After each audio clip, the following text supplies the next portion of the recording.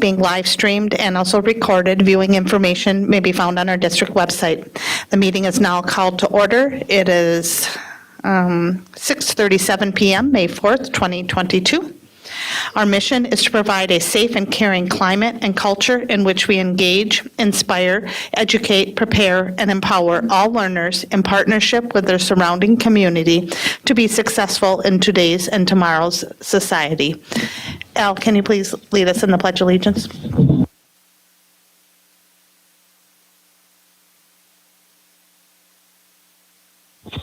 I pledge allegiance to the flag of the United States of America and to the republic for which it stands, one nation, under God, indivisible, with liberty and justice for all.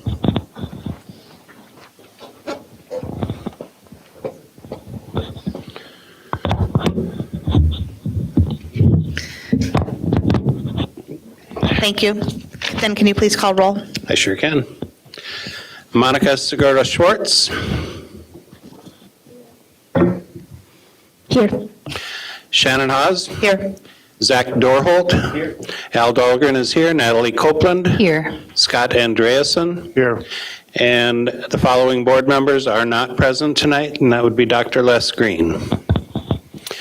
The following cabinet members and staff are present at the district administration office. Superintendent Willie Jett will be here shortly. He isn't yet, but he will be very shortly. Assistant Superintendent of Secondary Education, Dr. Lori Putnam. Assistant Superintendent of Elementary Education, Dr. Mike Grivard. Executive Director of Operations, Gary Ganji. Executive Director of Human Resources and Labor Relations, Tracy Flynn Bowe. Executive Director of Learning and Teaching, Lori Posch. Executive Director of Student Services and Special Education, Carol Potter. Media Technicians, Paul Novak and Gordy Scott. And the custodian on site, Steve Hain. We also have, for the first time, our new Assistant Superintendent starting in July, Kay Nelson. The following cabinet members and staff are virtually present. Director of Community Engagement and Communications, Tammy DeLand. Director of Equity Services, Ian Omar. Executive Director of Community Education, Adam Holm. Executive Director of Finance and Business Services, Amy Scalarud. Executive Director of Research, Assessment and Enrollment, Donna Roper. And Executive Assistant, Jan McGuire. Thank you. Next, I'm looking for a motion to approve our Board of Education meeting and work session agenda. So move. I have a motion by Scott and a second by Zach. Not Les. Al, can you please call roll? Scott Andreasen. Yes. Natalie Copeland. Yes. Al Dahlgren is yes. Zach Dorholt. Yes. Shannon Haas. Yes. Monica Segura-Schwartz. Yes. Okay. And then the consent agenda. The consent agenda consists of non-controversial items that the board adopts routinely without debate. Any single member may remove an item from the consent agenda by requesting removal at the time the consent agenda is moved for adoption. On tonight's consent agenda, item A, approval of personnel staff changes. Item B, approval of monthly treasurer's report for March 2022. Item C, approval of monthly financial report for March 2022. Item D, approve Board Policy 607, Organization of Grade Levels as revised, third reading. Item E, approve Board Policy 609, Public Education and Organized Religion as revised, third reading. Item F, approve Board Policy 701, Establishment and Adoption of School third reading. Item G, approve Board Policy 703, Annual Audit as revised, third reading. Item H, approve Board Policy 704, Development and Maintenance of an Inventory of Fixed Assets and a Fixed Asset Accounting System as revised, third reading. Item I, approve Board Policy 714, Fund Balances as revised, third reading. Item J, approve Board Policy 721, Uniform Grant guidance policy regarding federal revenue sources as revised, third reading.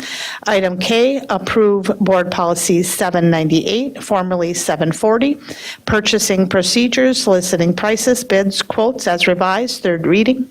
Item L, Catherine Johnson Education Center, project change orders totaling $43,334.22.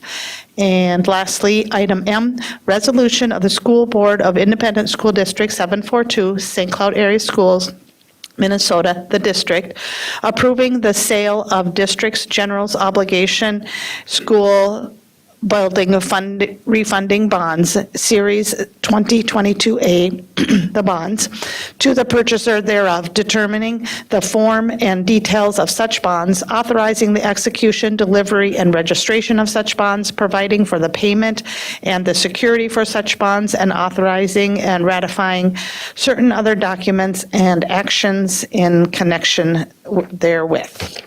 Does any board member wish to remove an item from tonight's consent agenda? I was hoping it wasn't going to be M, because then I'd have to read it again. You did great. Okay, looking for a motion to approve tonight's consent agenda as read. So moved. Second. I have a motion by Natalie and a second by Scott. Al, can you please call roll? Natalie Copeland. Yes. Al Dahlgren is yes. Zach Dorholt. Yes. Shannon Hawes. Yes. Monica Segura Schwartz. Yes. Scott Andreasen. Yes. Thank you. Okay, moving on to discussion and action items. We have one on the agenda tonight. It's an action item. Resolution proposing named staff for non-renewal or placement on unrequested leave of absence, presented by Tracy Flinbo, Executive Director of Human Resources. Chair Hawes, board members.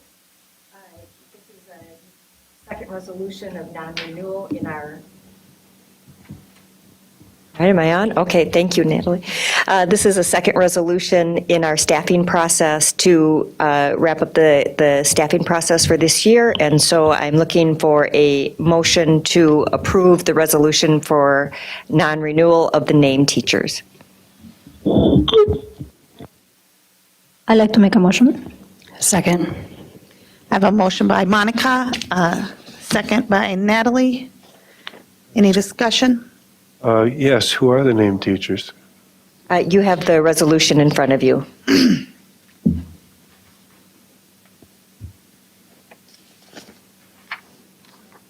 Okay. Thank you. Al, can you please call roll? Zach Dorholt. Shannon Hawes. Yes. Monica Segura Schwartz. Yes. Scott Andreasen. Yes. Natalie Copeland. Yes. And Al Dahlgren is yes. Okay, thank you. Then next up, we have reports. Board of Education Standing Committee reports. I believe we have two tonight. Board Development Policy Governance Committee, Chair Monica Segura Schwartz. Okay. Wasn't expecting that coming so soon, but here I am.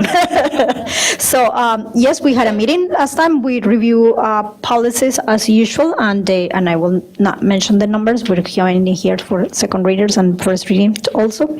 We were looking also at agenda items that had been suggested by board members. We are working on the agenda item about student members in the board. I do have a question for board members. So I like to know if what you were looking for is for a recommendation of how to have a student board, part of the board, or for recommendations about student representation in the board, which are not exactly the same thing. So if you could please think about that and just send me an email, I'll appreciate it. And then Say two things again, Monica. student voice represented in the board, student representation in the board, or a student member, and a student that. And we can talk more by email, and we're just preparing a presentation for the board. And I think it's coming up in the next agenda, right? Yeah, it's coming up soon. And then I think that that's it. Thank you. And it's not going to come the 18th, correct? Because Natalie's not going to be here, right? I don't remember exactly. Okay. We can, I'll check better than I'll let you know. Okay, bye. Okay. Bye. And then, thank you, Monica. Personnel Negotiations Committee met this morning, and Dr. Green isn't here, so Natalie Copeland will report. Thank you, Chair Hawes. We met this morning. We had a total of 7 items that we discussed. We talked about the administrative hiring update. We have quite a few of those these days with all the hiring that we're doing. And so elementary assistant principal final interviews are scheduled for next week. We discussed again the change in the HR department structure. So human resources will be restructuring the department to dedicate more department resources to recruitment and retention of employees. The changes will involve shifting responsibilities of current employees. We will not add any new staff, and will have a minimal impact on the department budget. Next, we reviewed music changes in FTE, full-time equivalents, based on enrollments and registration. Fourth, we discussed pay rate change for paraeducators in alternative settings, like our level 4 settings, and for LPNs due to staffing shortages in these areas. And fifth, we reviewed the supervision relationship between district leaders and family members to ensure compliance with Board Policy 495, nepotism in employment, and then brought the letter to Chair Hawes, as is outlined. 2 more things. 6, we reviewed the resolution for non-renewal of probationary teachers per Minnesota Statutes 122A.40, as you just saw.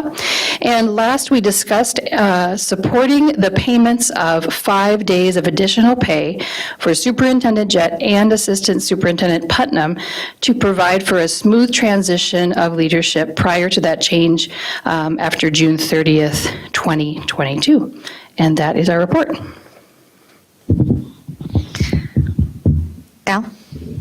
I don't know if it's appropriate to ask questions with Les not being here, but on that music teacher, the discussion of changes to the staffing for the music department, that was a pretty vague statement. Is that going to be coming to the board at some point soon, or? And maybe we'll look to Tracy or Lori for the correct answer on that. We had a starting conversation today. I don't know what the changes were, if it was up or down or around, so. Monica? So we actually, that wasn't actually a topic but by the staff. It was a question that Natalie had to Tracy and to personnel committee about why the structure was happening right now. So why do we have the structure that we have right now? And I think that the discussion was mostly an answer to that question. So I do think that if you wanted it to bring us a presentation or something, we should suggest it as a topic. But it was more an explanation about why are we where we are at right now. Thanks, Monica. Add, board members, that what we reviewed were not proposed changes, but we reviewed the changes in FTE that were presented to the board several meetings ago, when we presented on all of the areas of FTE changes based on enrollments and registrations. Okay. Thank you. Tracy. Okay. Next, moving on to future agenda items. May regular board meeting topics will include alternative programs update, summer programming planning, schools update, and policy readings. At this time, does any board member want to suggest future agenda items? Board Policy Development and Governance Committee will review requests and report on their recommendations. Okay. Monica, thank you for looking at those, though. We appreciate that. Okay, the regular board meeting is now adjourned. The time is 6:52 p.m., and we're moving on to the Board of Education work session. First up tonight, we have the EL update presented by Lori Posch, Executive Director of Learning and Teaching, and Kelly Frankenfield, Director of Multilingual Programs. Welcome. and some guests that you'll have to remind us. Entourage.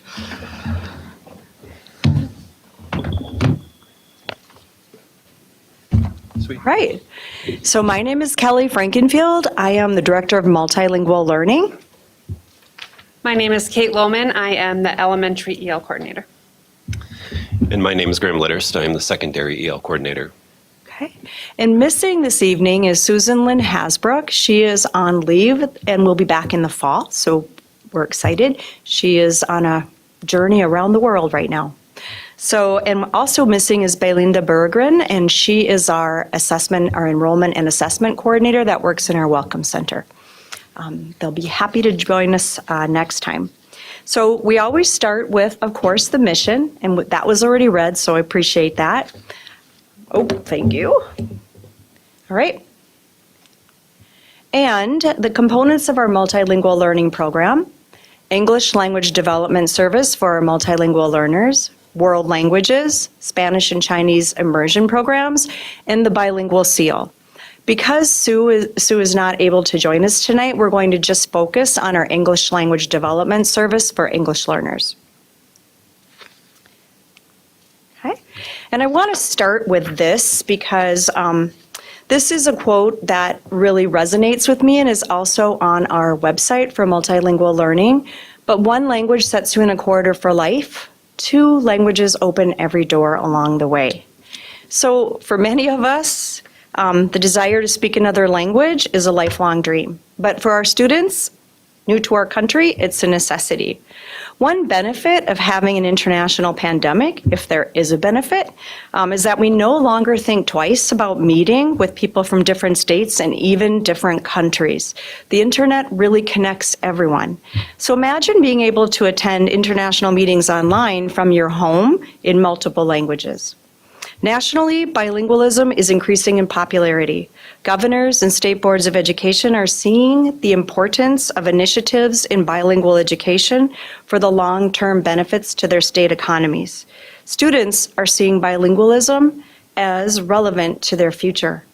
So we're proud to say that St. Cloud Area School District is becoming a leader in Minnesota in promoting language pathways for all students in 742. So when I say I'm bilingual, what's your superpower? It truly is a superpower. So we really want to validate the languages that our students bring and focus on those students this evening.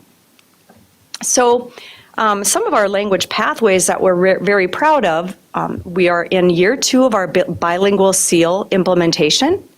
We have Somali and Spanish for heritage speakers. We have about 100 students between Apollo and Talahi, or Apollo and Tech, that are signed up for this fall. And very proud to offer Language Arts 9 bilingually in Spanish and English. We also have Spanish and Mandarin Chinese immersion programs and world languages. So I'm going to start with demographic data about our students. On this first slide, you will note trend data for our English learner population growth. This illustrates EL percentage of the total population from 2000 to 2021. On the next slide, we've disaggregated the data by levels. Green is elementary population trends, and purple is secondary. And I just received our spring Mars upload just today, actually, to the state. And our report currently for 2022, elementary has increased to 1,306 students and secondary at 1,127. And finally, this slide represents our total student population and the EL percentage of that total student population. And in your packets, we've created this document for you. And this is just trend data that illustrates the percentage of English learners per building since 2017 to 2022 this year. And I'll just leave that for you to look at. I think that's pretty interesting. And that's all of the schools in our district. And finally, we have our language data. And language data we use for programming, we use for staffing. This year, St. Cloud students actually identify one of 54 languages spoken in St. Cloud schools. We added Ukrainian and Pashto just this winter from Afghanistan and Ukraine. So very interesting. As you can see, Somali is still 74% of our EL population. Our Spanish population continues to increase from 7% 3 years ago to now 13% of our EL population. Okay, and I'll pass it over to Kate. All right. So every February, our multilingual learners take what is called the Access 2.0 test or assessment. And based on their composite score, so their overall score, they are determined to be beginning, intermediate, or advanced. Research says that students take 5 to 7 years to become proficient in academic language. So our beginning students have the 5 to 7 years to become or to demonstrate proficiency. Intermediates have 3 to 5 years, and then our advanced are typically a 4.5, so we don't have many students there. Each student is also given a target annually to meet proficiency. Okay, in your packet, you should also have 2 individual student reports. We are going to look at this, I believe it's your second one first. It should say year 5 ML at the top. Should be the last page. There you go. So this is an individual student report. So after the assessment, these are generated for each individual student, and they show, this student was in 4th grade when they took the assessment. This is when the report is, so they are a current 5th grader. And then we have the 4 language domains: listening, speaking, reading, and writing. And each domain, the student receives a different proficiency score. Then we take all of the language domains and create an overall composite. So this student is an overall 4.0. And so that is meaning that they are on track to reaching proficiency within the 5 to 7 years. So this is good news as a 5th grader because we will send them to middle school next year as a student that we monitor. The second individual student report you have. Yeah. Can you tell us the difference between oral language and speaking?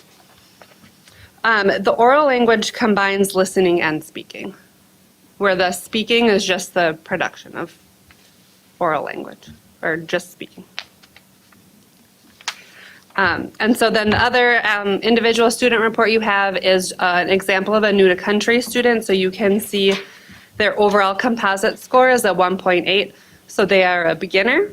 And we can use this data then to guide our instruction and then also to make sure we have the right programming for these students. Okay. On the bottom of the report is the proficiency level descriptor. So each of those language domains, listening, speaking, reading, and writing, with the proficiency level, it describes what the students can do.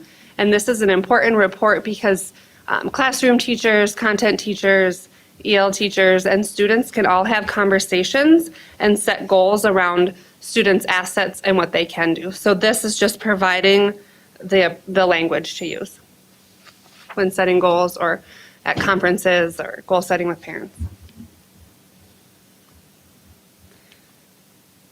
Okay. This slide represents just the reading domain and where our students are currently on a scale of 1 to 6. So on the left side is where Minnesota has our EL students, and on the right side is St. Cloud's breakdown. You notice we are very similar to the overall state. Students who are a 4.5 or greater in reading and writing are better able to meet proficiency on the reading MCAs. So in 2021, approximately 24% of St. Cloud's ELs were at proficiency levels 5 or 6. So passing an assessment in English is less of a barrier for students when they're closer to that 5.0 in reading. And so we can use this data as a predictor for how many of our MLs will meet or partially meet, or exceed on the MCAs. Okay, so we reclassify English learners to former Ls when they meet a proficiency of 4.5 or higher. When these students, when they exit, we monitor them for 2 years, and then they remain in the state's accountability system for 4 years after that. One way that we monitor our former ELs is to analyze the MCA results at grades 3 through 11. So our former ELs should meet proficiency at the same rate or better than their never EL peers. This is more one too many. This is more asset-based than comparing our current ELs to students who were never EL. This slide includes our current and former ELs in grades 3 through 5 district-wide on the reading MCAs from 2021. So let's take a look. Learning another language academically takes 5 to 7 years, like I said. So our former ELs and our current ELs in the does not meet category. Here's our partially meets in both categories. Our meets and our exceeds. So you can see our current ELs just need time to learn their language. Mm-hmm. Go back. Sure. It's so much fun, isn't it? We love the it. new trick. Do you just want me to click through, or you want me to say everything again? Okay. Verbatim, you got it. Okay. So we reclassify English learners as former ELs when they have a composite score of 4.5 on the access. So that is when we deem them to be proficient. We then monitor these students for 2 years, and then they remain in the state's accountability system for 4 years after exiting EL services. One way that we monitor our former ELs is to analyze the MCA results at grades 3 through 11. Our former ELs should meet proficiency at the same rate or better than their never EL peers. This is more asset-based than comparing our current ELs with their never ELs. So this slide includes our current and our former ELs at grades 3 through 5 district-wide on the MCAs in 2021. This illustrates our former ELs' achievement when they are able to read and comprehend academic English compared to our current ELs who are still learning English as an additional language. So 5 to 7 years to learn academic English. So let's look at the achievement for each group. So here's the does not meet for both categories, former MLs and current. The partially meets. Meets. And exceeds. Can you tell me how that compares with never ELs? Because that's not up there, right? Now, we took that out, but I will tell you, in most of our elementary buildings, our former Ls are doing as well, and sometimes better than their never EL peers in reading, for sure, and then at some schools in math as well. Thank you. How does, and maybe that's, no, it's not a zero, isn't it? I don't know. In a current EL, how do they exceed? How do they exceed? We have some blue up there, it's not a zero. So how does one who doesn't speak English exceed standards on an MCA test given in English. So so learning English is a process, right? And so it takes some 5 to 7 years. So I would say that student that it's exceeding is probably most likely a fifth grader, may have been here since kindergarten and has academic English well underhand, probably very close to meeting proficiency, as well as the Okay. students that meet. They're just farther along in the process. Yep.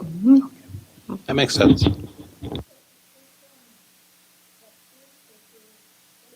Third through fifth, district-wide, third through fifth grade. Okay. Excellent.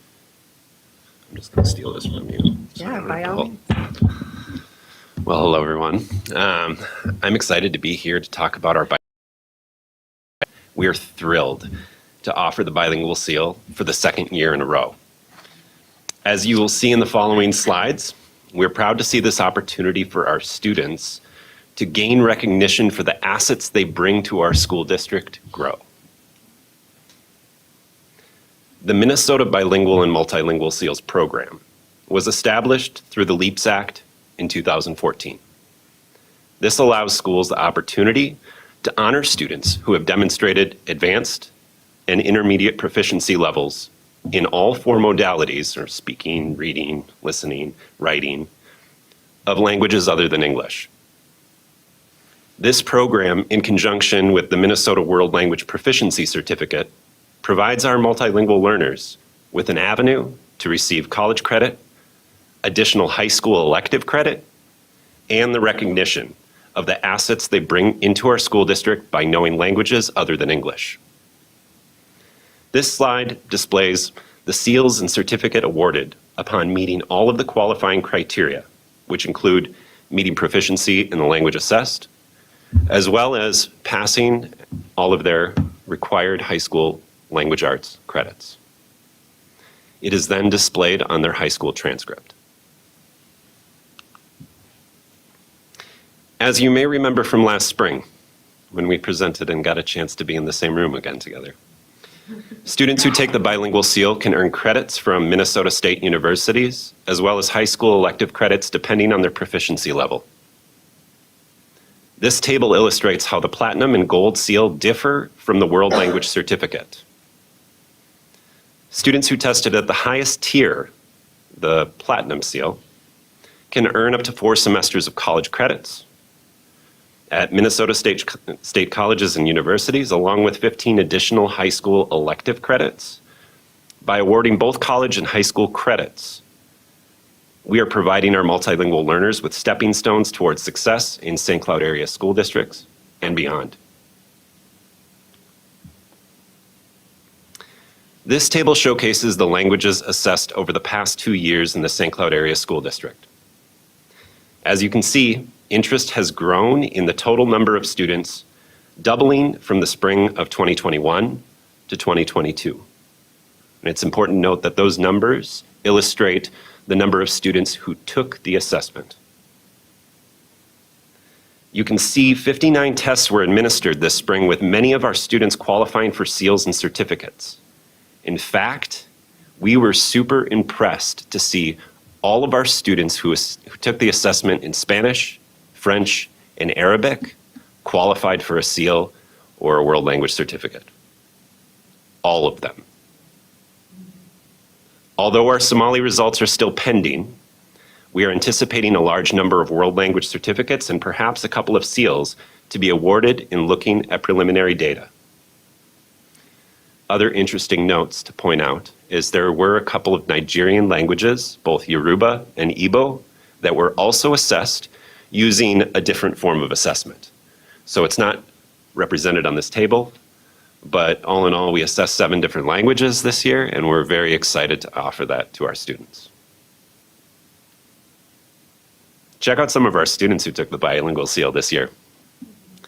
Although this does not include all of our students who tested, as it was a voluntary photo shoot, and you have to know high school students at this point may not be eager to jump up and get in the photo. We are proud to show you students from all 3 high school sites. So we are excited to see Tech, our students at Apollo,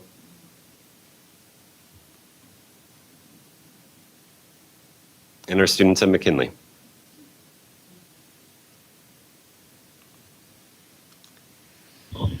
Thank you. All right, some other fun things we've had going on. We had our first multilingual learner family partnership meeting back in April. We invited our multilingual families to come in, and we want to continue our work with these families to increase student voice and to create a network of our EL parent as partners at both the district and the school level.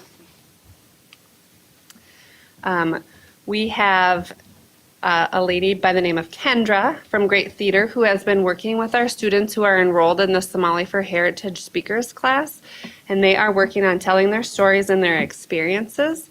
And later this month, they are going to feature their work that they have done. So these are some pictures from the classwork at school.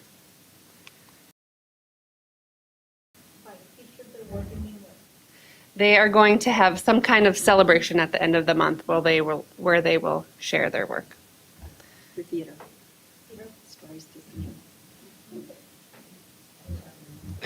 We'll invite you. You will be invited.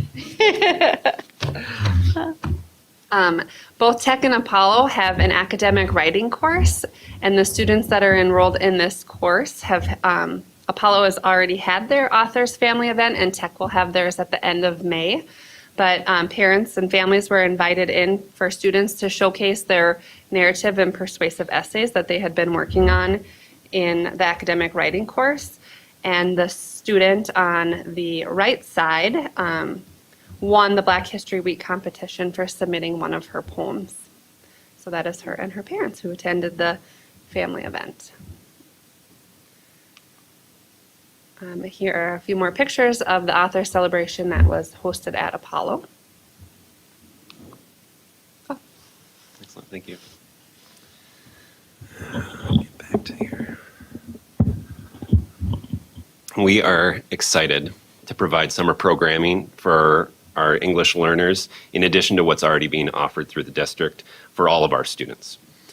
These incredible opportunities are designed in collaboration with SESU, New Visions Foundation, and author Huda Ibrahim. The objective is to support students' math, literacy, and English language development in engaging and meaningful ways that we know our students need in the summer programming education opportunities. This will better prepare them for the 2022-2023 school year. Both programs will be held at Tech High School throughout the months of July and early August. Our 7th and 8th grade English learners will be exploring math standards through the fun and engaging activities, experiencing hands-on authentic learning with the SESU Husky Express STEM traveling trailer, and develop a website through coding taught bilingually in both Somali and English. Our future seniors will be developing academic writing through a summer program that will prepare them for 12th grade language arts and beyond. This program has been designed to prepare students for college-level writing by building upon multilingual learner assets and background knowledge while integrating language arts and English language development standards to support research, text analysis, and the writing process. These pictures showcase the summer programs we offered last year, and we're thrilled to provide this opportunity again.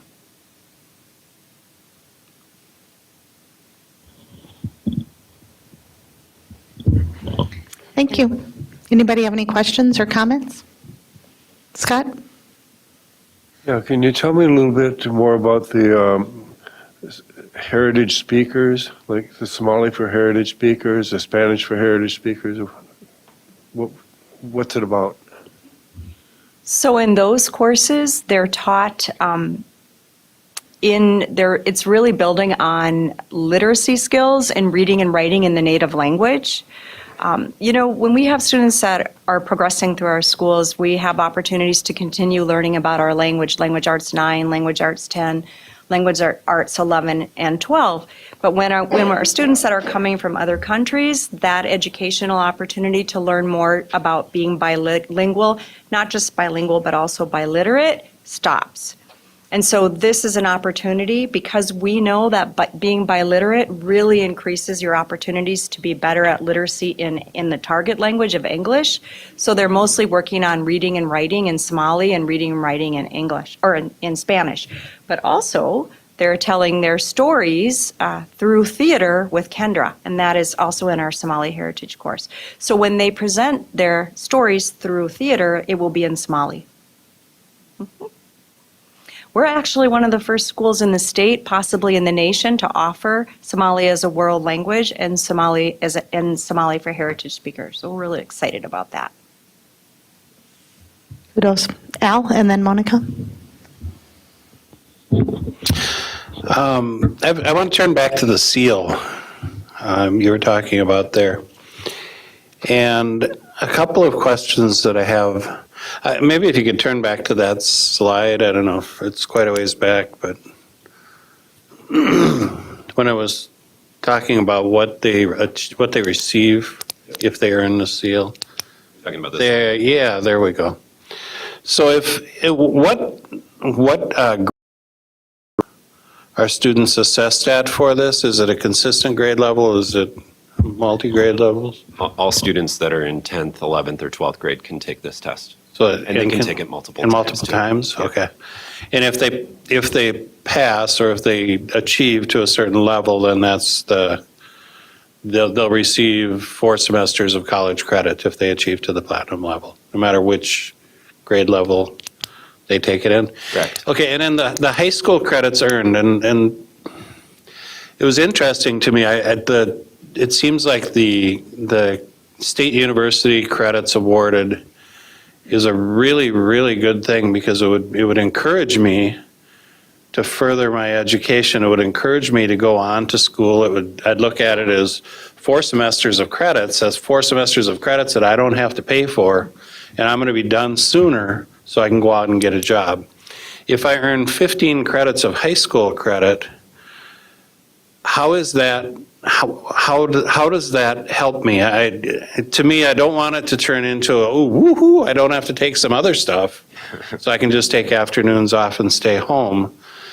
Because I would think they would benefit from taking other coursework and not just taking the credits and time off. So in your experience, when they receive 12 credits, 9 credits, 15 credits, what's the reaction of the student to that award? Absolutely. Kelly, feel free to jump in as well if you want to. For our multilingual learners, especially our students who are coming in to our school districts at an older age, these students have a limited time to successfully travel down that pathway towards graduation.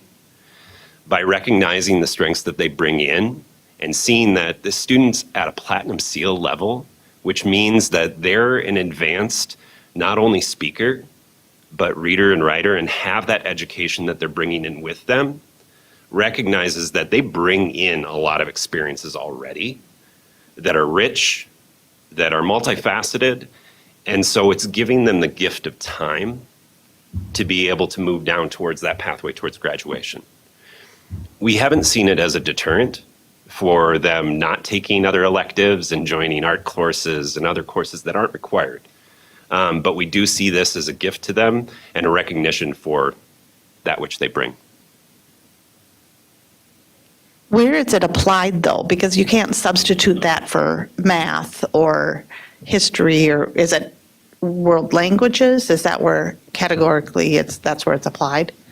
And that's some work that we're doing with the counselors in regards to how it's applied. They're really the miracle workers that are making this work, that they're looking at substituting that might fit in their world language, their fine arts, or other types of elective pieces that our students are also expected to take. And so it's recognizing it through there. Thank you. Monica? So I think that that's very cool that you have that. But a couple of things that to clarify that I didn't, maybe you said it, but I missed them. So who takes this? Whoever wants it? Yeah, it was really neat, actually. This past year, Sue Lynn Hasbrook, before she left, many of the learning and teaching members and myself, when we did tabling over at our local high schools and recruited students. We spent multiple weeks sitting in the lunch periods, chatting with kids, and trying to recruit. We also made sure and advertised this to our counselors, to our EL and world language teachers, and advertised through Schoology as well. So this was open to all that were interested in taking it. We were surprised to see nearly 130 students show initial interest.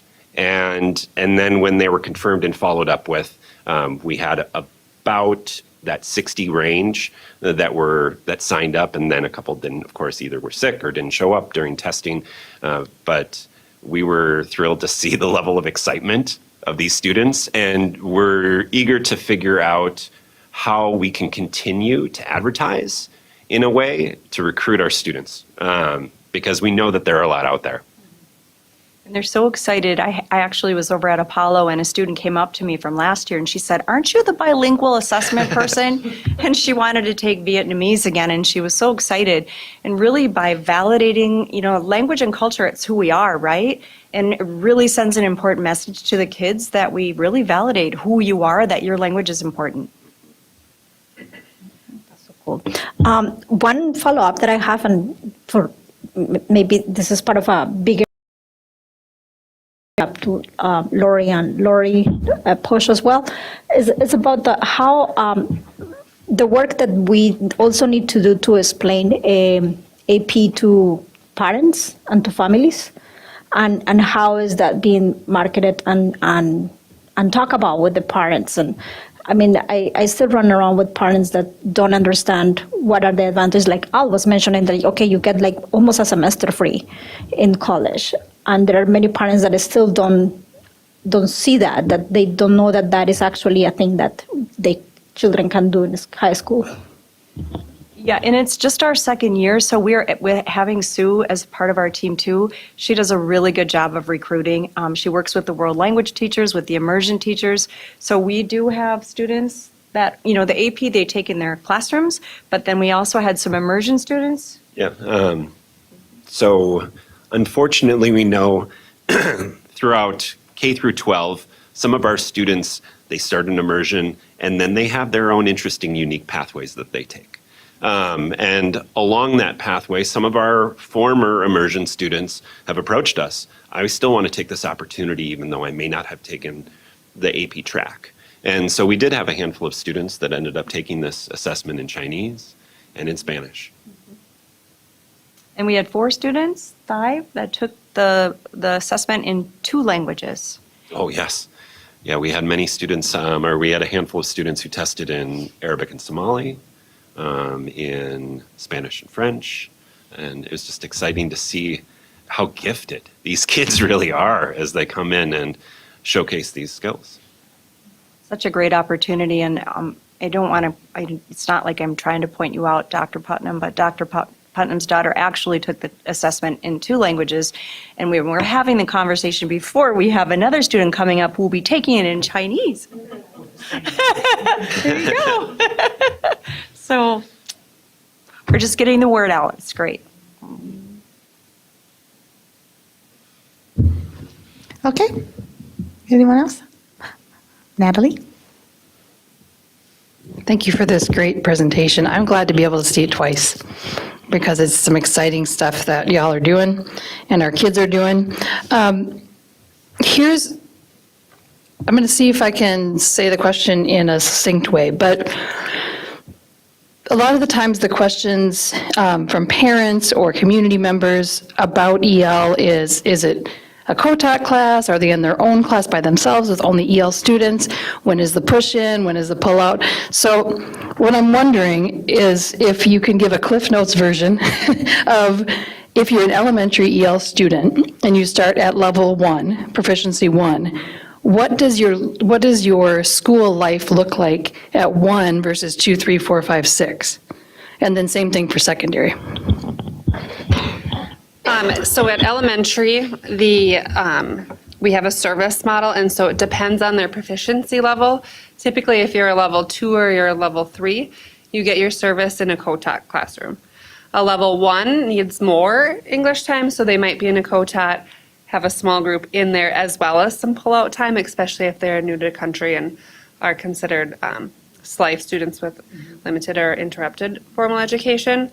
And then our level 4s typically just receive the co-taught service. Unless there isn't time in their schedule to be in a co-taught room, then they might get pulled out for a little bit. But we do have a document that illustrates how many minutes per grade level at a specific grade level at a proficiency level. Yeah, that makes sense. So then, after 4, then is it, if they test into 5, between 4.5 and 6, you said, then you go right in, then you're mainstream? So yep, once they reach That's the exit time. 4.5. Okay. 4.5 is the exit, yep. Okay, Then we just monitor them for 2 years. great. Maybe that's the same way for high school, but maybe not. A little bit. Okay, thank you. There are some similarities in middle school and high school. For our sites, we do offer programming for our recently arrived English learners who score at that beginning or entering level. And so for our level 1 students, they are currently supported at programming at North and Apollo. And they're going through newcomer programming where they're spending anywhere between 3 to 5 periods of their day receiving support in developing those much needed English language development, basic interpersonal communication skills, as well as that academic language. And it's content area based focus so that they're really trying to fast track them to get them into the mainstream environment as quickly as we can and as efficiently as we can. As they move on beyond that beginning entering range, courses, which are like your pull-out courses, like you're talking about, that are geared towards their English language proficiency level. We expect that our students that are entering as a newcomer, maybe level 1, what we might say is brand new to our English kind of world, to go through our newcomer programming in 1 or 2 years, depending if they're a student with limited or interrupted formal education, and then go through a series of co-taught in conjunction with designated EL courses for maybe a couple of years, and then co-taught only. And we have specific courses that are like our academic writing course, like you saw the students on the board that are being showcased, as well as reading foundations courses that target specific domains when needed. But otherwise, the goal is we want to integrate content and language. We want our students in those content core classes because we know that is where that's where they're going to be most successful as they move on that pathway towards getting out, moving beyond our school walls, going on to college, career, and so forth. Yeah, okay, thank you, guys. The follow-up questions I have are along that same line. I think I just have 2. So I think you said academic English takes 5 to 7 years to learn, is that right? Okay, so let's say we have a 16-year-old new to country child that comes to Apollo. So what is their trajectory from, I know we have 7-year graduation rates, which is probably one of the answers, but what's the trajectory for a child who's new to country and old kiddo like that? Absolutely. We do have alternative pathways towards graduation for our students. And so in thinking about that, we've mapped out if a student is that level 1 coming in anywhere between 6th grade, so our 11-year-old, all the way up to our 16 and 17-year-olds, what does that pathway look like? And for some of our 16 and 17-year-olds that are coming in, they may require additional years to get those much needed credits and develop that English language development we needed to be successful in school. And so there is kind of that pathway that we've mapped out, and maybe something down the line that we need to showcase so that you can see how that looks and works for our students. Next year at this time, right? We're actually in our Welcome Center. We do an interview with our parents to find out prior educational history, prior linguistic history. We work with the students, and that Welcome Center team, they work together so well. And that really gives that parent the opportunity to know if I'm just coming in and new to the country, and maybe depending on, look at we have students right now all over the world who aren't in school for various reasons. And so we let our parents know that it does take 13 years to graduate from school in America, starting at kindergarten. So we're going to do our very best. It's going to be hard and difficult to graduate in 4 years, but we're going to give you a 7-year pathway.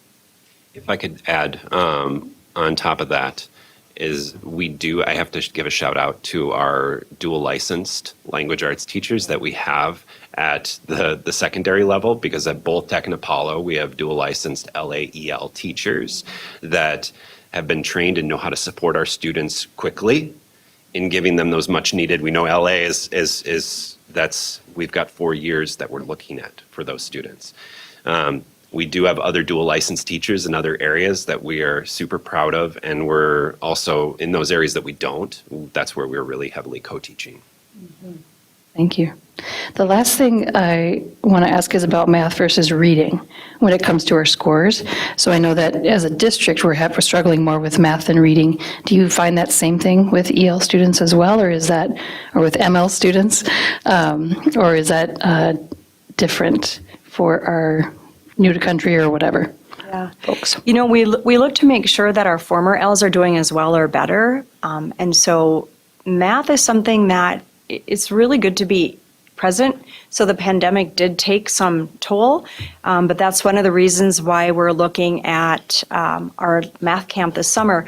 Dr. Hanzik Brill will be working with our students and doing some really fun algebra things, but you know, they're going to be at St. Cloud State also doing some field trips. So working on algebraic thinking, but in a fun way. And then they'll also be being part of a coding camp with New Visions from Minneapolis. And that is done bilingually in Somali and in English, and they learn the HTML, so they actually create their own website. But the cool thing about that is that it really intersects with math. So it's like offering opportunities in math that aren't just, you know, a lot of what we're getting during the school year, but it's different, and so maybe more engaging. Fun algebra, that seems like a interesting School year's thing fun to too. really Our think teachers about. make it fun. Don't get me wrong. Oh, man. Well, thank You you. had the math coordinator here a few weeks ago. She had. I know, she made us have fun. Thank you guys so much. Okay, Al, and then Monica. I don't know if I know exactly what I'm trying to say here, but one of the things that I heard in some of the public input beforehand, we talked about equity and equal for students, and I look at the work that you guys do, and there's nothing equal about what you do. It's all about equity, and equity, giving a student who needs support, additional support, in order to be successful as a school district. If we didn't have an EL department that would take new to country students and teach them English, we would not have success as a district.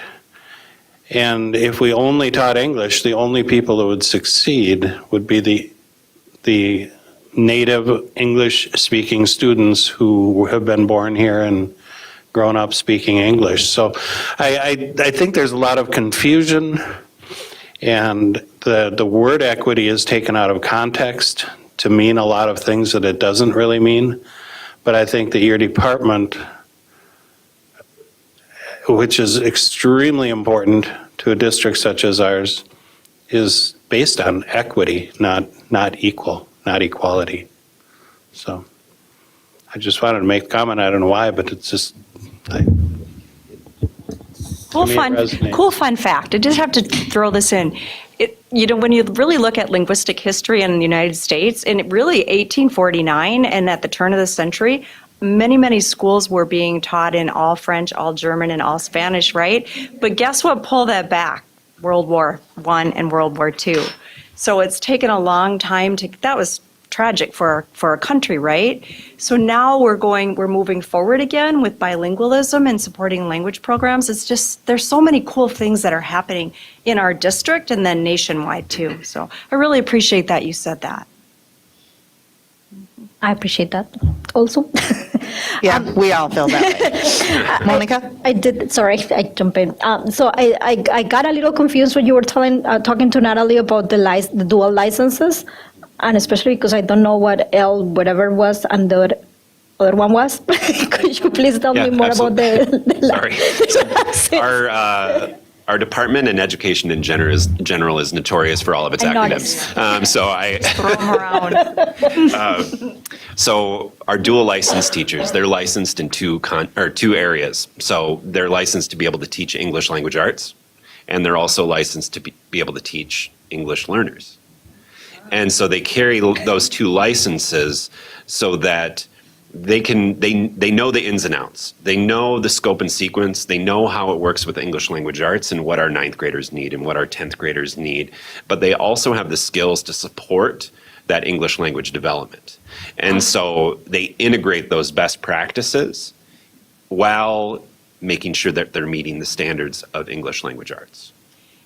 We also have, in addition to our language arts dual licensed teachers, we also have EL teachers that are dual licensed in elementary education, in Spanish, in German, in math. One is in math, and one is in social studies. So we're very proud of our EL teachers. Do you have a lot of turnover? No, it depends on the year. Right. Can you send me the winning poem that you mentioned? We can. Would love to read that. And also, will you send out the final numbers for the Somali Seal once those come in? We'd love to see that. Thank you guys very much. We're very fortunate to have you guys. I can see your passion, enthusiasm, and wow, you bring a lot to the district. So thank you. Dr. Lori Putnam?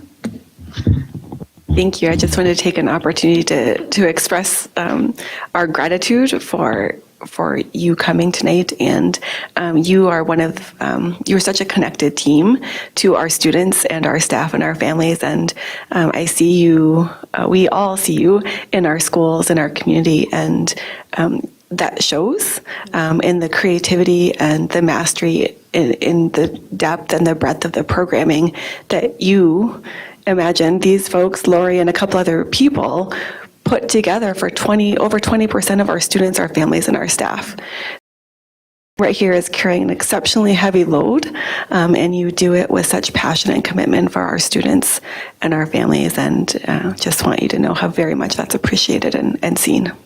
Thank you very much. We're proud to be a part of 742. Absolutely. We're proud to have you guys. Thank you very much.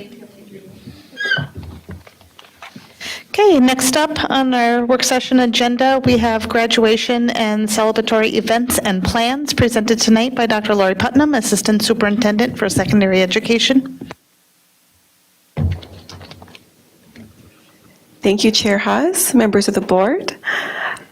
We are actually going to do a little bit of a switcheroo here, because while my name is on the agenda, it is actually going to be these incredible folks that you see here. This is Assistant Principal Scalarud and Assistant Principal Kenzie from Apollo and from Tech.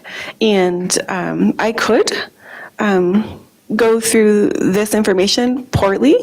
I could, but really these are the folks who are doing the coordination, who are doing the communication, who are putting all of the many, many hours that go into these end of year celebrations into place. And so I wanted to have them here to share the great work and the exciting things ahead for our class of 2022 and their families and our staff. So I'll turn it over to you. All right, thank you so much for having us here tonight. Dr. Putnam, we appreciate that. We're here representing our teams, our schools, and most importantly, our students and their families. As we all know, graduation and the celebration of graduation is the culmination of 13 years, and for some more, of hard work, and those events are extremely important, and we are excited to be able to share what's going to be happening in the next 3 weeks to a month, and things that you are more than welcome to be a part of and join us in, and then all the information behind those. As Dr. Putnam said, my name is Justin Scullerud, and I'm an assistant principal at Apollo High School. Hi, thanks for having us. My name is Molly Kenzie, and I'm one of the assistant principals at Tech.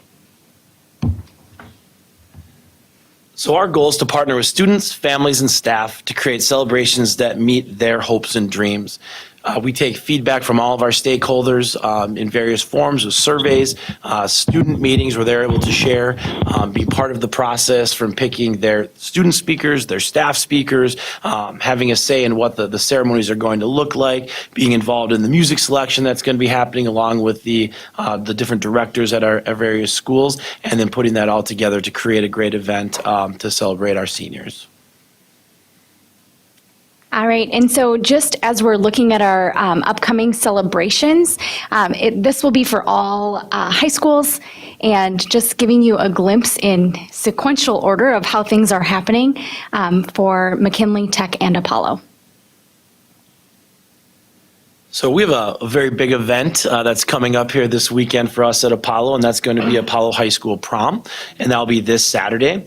Juniors and seniors have the ability to attend prom. They can also invite guests, guests within our school, our 9th and 10th grade community, and then if they have outside guests that visit, they are welcome to come with filling out a form with approval from that student's administration from their school. Our Grand March will start at 7 p.m. and everyone's welcome to attend, and Grand March will be from 7 until 8, and then the students will transition into the gym, and that's when the dance will start, and that will be from 8 to 11 on Saturday. And we have a very similar setup except for the following weekend. So May 14th will be our prom at Tech. Same system as far as it's for the juniors and seniors. They can invite 9th and 10th grade guests. Outside students are welcome by completing that form.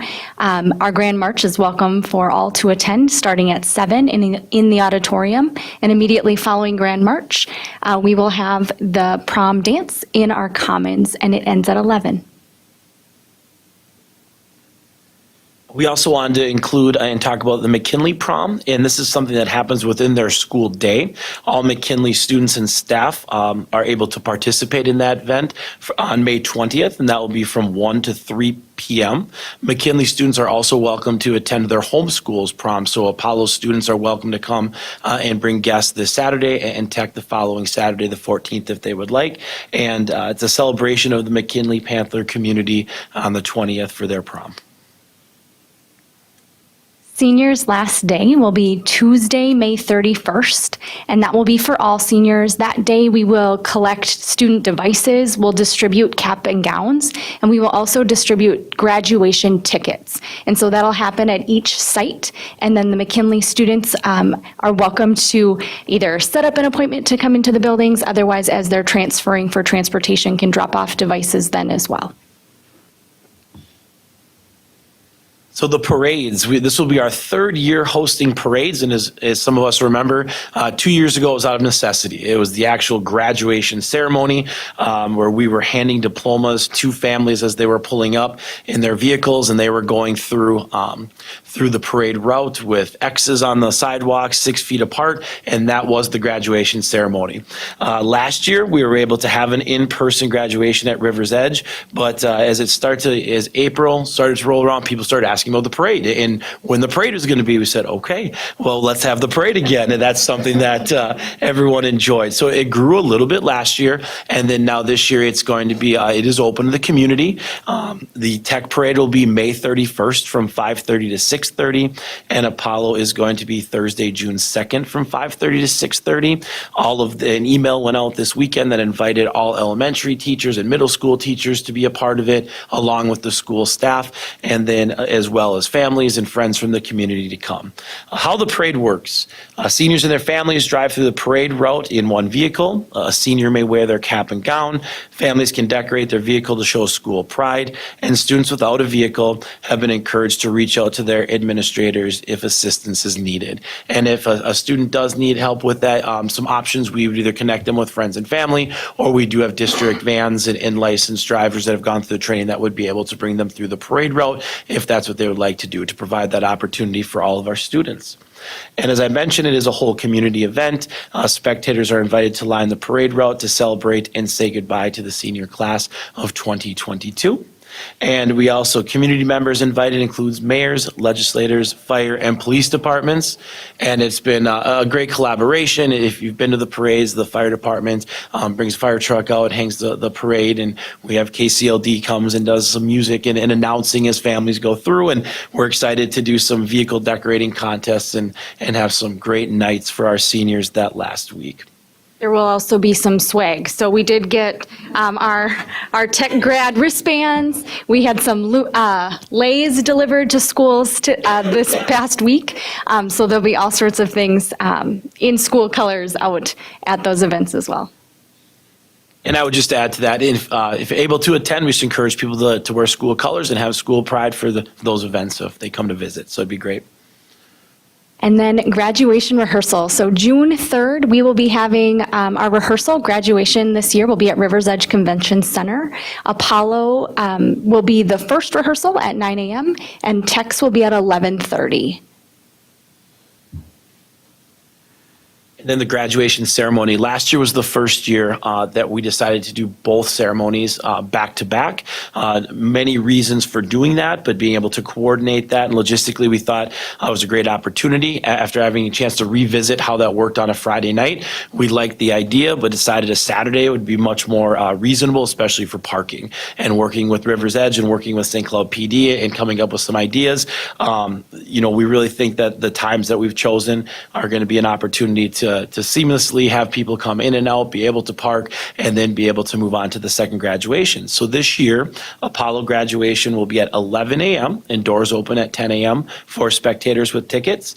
And then ceremony 2 will be the Tech High School graduation at 3:30 p.m. with doors opening an hour prior. And those will both be at Rivers Edge Convention Center on June 4th. The ceremony will be approximately an hour and 15 minutes. And so we are working right now through our live music. So our orchestras and our choirs will be performing. We'll have live speakers featuring student, senior speakers, principal, selected faculty member, and the superintendent. We will also be handing out those diplomas and doing a nice presentation and welcoming and sending off our class of 2022. As far as graduation, 8 tickets per graduate will be distributed during device collection. So on May 31st, the students will be turning in their device and they'll get their cap and gown and their tickets on that date. And we've communicated that out in multiple mediums to families and to our students so they're aware. They're starting to get a little anxious. I got asked pretty much daily at lunch when they get their cap and gowns, and we have some good conversation. There's always some exceptions. We've had some events where students are participating in, and if students need their cap and gowns, we can absolutely accommodate. We have all of them tucked away safely until they need to be distributed, but those requests are coming in a few a week. Immediately following each ceremony, families can greet their graduate outside door A in the parking lot there in the River's Edge, and that will be the meeting spot for the graduates. That's slightly different than 2 years ago, same as last year, just is meeting outside so we can turn over from ceremony 1 to ceremony 2 and switch everything from the Apollo graduation to the Tech graduation and get it ready to go. And each ceremony will be live streamed for those who cannot attend. That information will be on the website. It will be sent out to families so they can communicate with other family members across the world, really, so they're able to watch that event and be able to be a part of it, if not in person, via the internet. Any questions for us? Monica, and then Scott? I want to, so you were saying that the graduation, the back-to-back graduation the same day, why is that better? Why? Well, it was something that we started last year, and it was out of dates and times, and that was one of the reasons that we did it. As far as staff being able to attend and staffing purpose, it allows us to bring people in and then be able to have the site for one day. We felt that as long as we were able to get the parking, really under control, because that was something last year that we need to improve on, that it was the best format for us instead of doing it on 2 separate nights. It models many districts that may have 2, 3, or 4 high schools in the metro area where they're doing all their graduation ceremonies on one day. So multiple people can be a part of it and all at the same time. And really just, for us, it will be having the 11 o'clock graduation. And really, we have about 20 people right now, a lot of people that are here tonight with us from cabinet and assistant superintendents, and they can be a part of one and grab a lunch and then be a part of the second one back to back. Scott?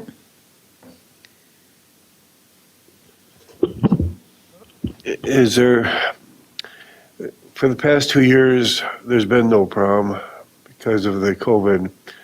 Is there any chance that one of those past students that missed prom could attend? So at this point, the form that we have filled out, there is an age limit. And so if they were to be invited back by a guest that's already a current student, then they would be welcome to be a part of the celebration that way. Okay, but not on their own. Right. Right. Okay, thank you, guys. Thank you.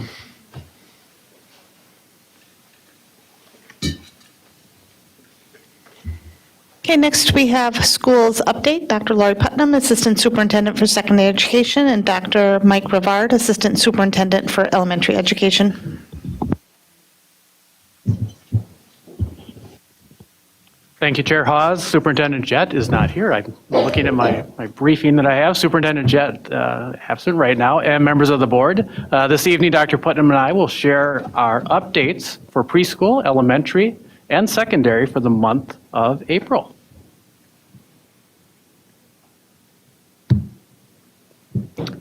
In our preschools, we have celebrated the 100th day of school during the month of April, as our 4-year-olds go to school only 4 days a week, so their 100th day is a little bit later.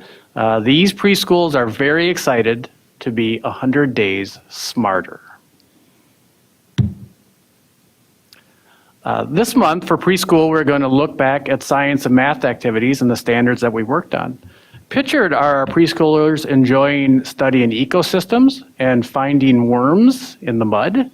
The sensory table, pictured there in the middle, is filled with mud and worms, and we see lots of smiles, which we see as a very popular discovery area within our classrooms. The children also had fun exploring and being curious about why pigs like mud, and you see that they've drawn pictures and cut out pictures. These preschools were about to experiment with dirt and water and to create mud for their pigs that they have cut out. And as I watched, they were smearing that mud on those pigs and having the time of their lives. The preschoolers also enjoyed making kites and flying them during April on one of our warmer days. During kite making, the children learned about geometry and the rhombus shape. The preschoolers also learned about our climate and weather, and why we need the wind to be able to fly a kite. And a few days later, we see our picture on the furthest right that our preschoolers are also learning to make maple syrup by tapping a tree outside of their school building and then boiling for the sap. Our elementary schools are also having a busy time this April. At Kennedy, our makerspace has been amazing this year. Makerspaces provide hands-on creative ways to encourage students to design, experiment, build, and invent as they deeply engage engineering and tinkering.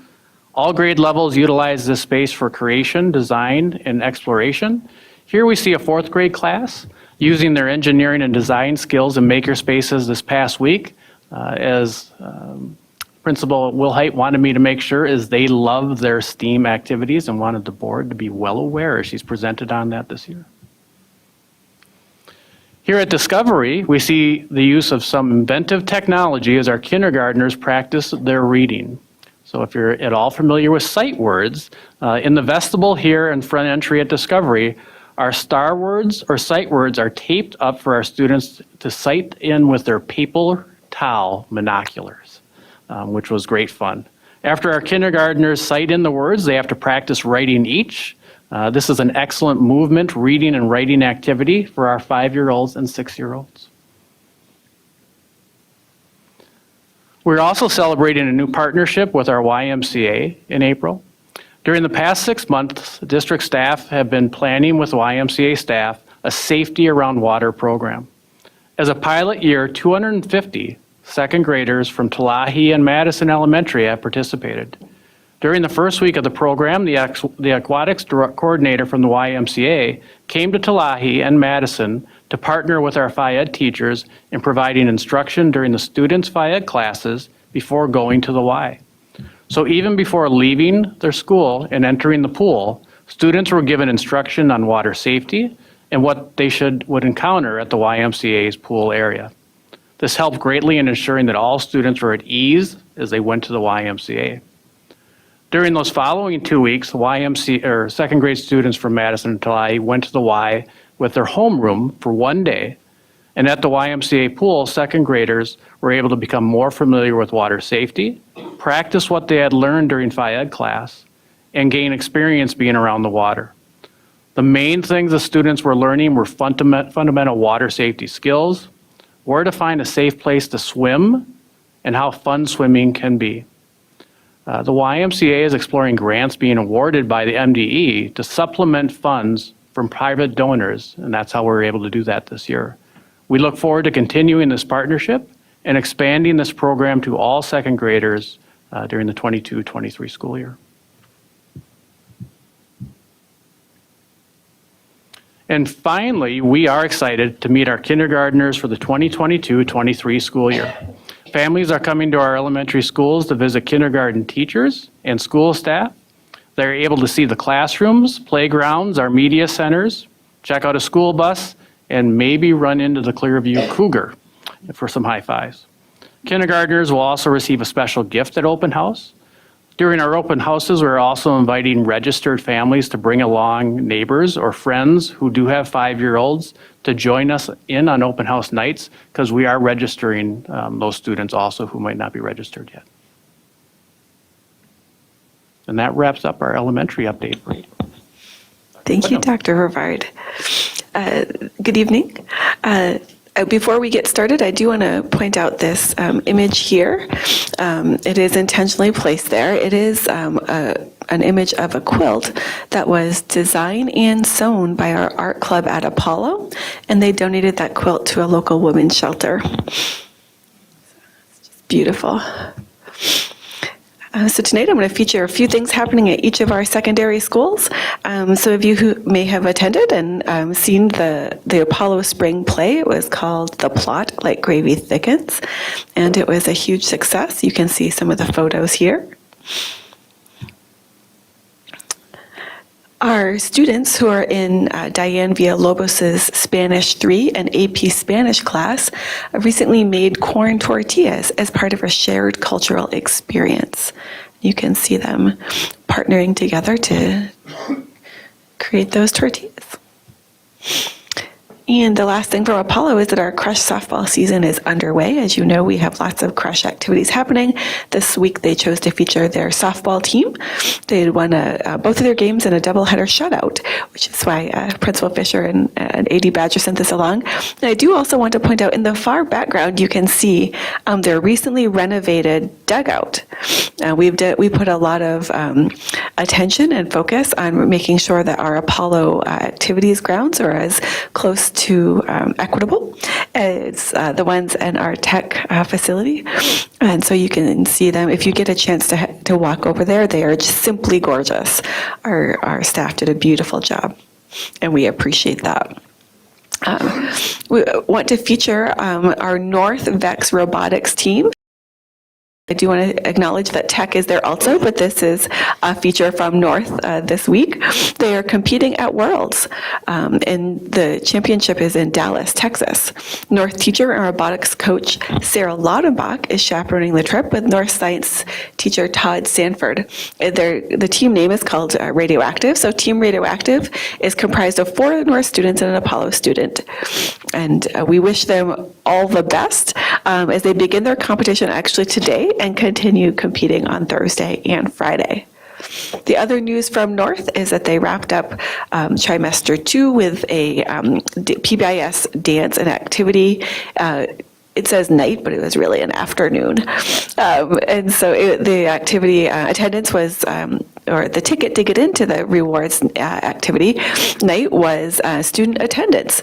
Those with 3 or fewer unexcused tardies during the last 3 weeks of April will be invited to attend another dance activity in May. This one was from March. Our North students, teachers, and administrators are looking forward to another fun celebration as we incentivize and support our students who are making the right decisions by getting to class on time. From South, they wanted the board to know that they recently hosted Corey Greenwood, who was a former Canadian pro football star, now a speaker, motivational speaker. He was talking with students about making healthy decisions. At the conclusion of his message, students were left with a renewed self-image and encouragement to handle adversity and some strategies to address bullying.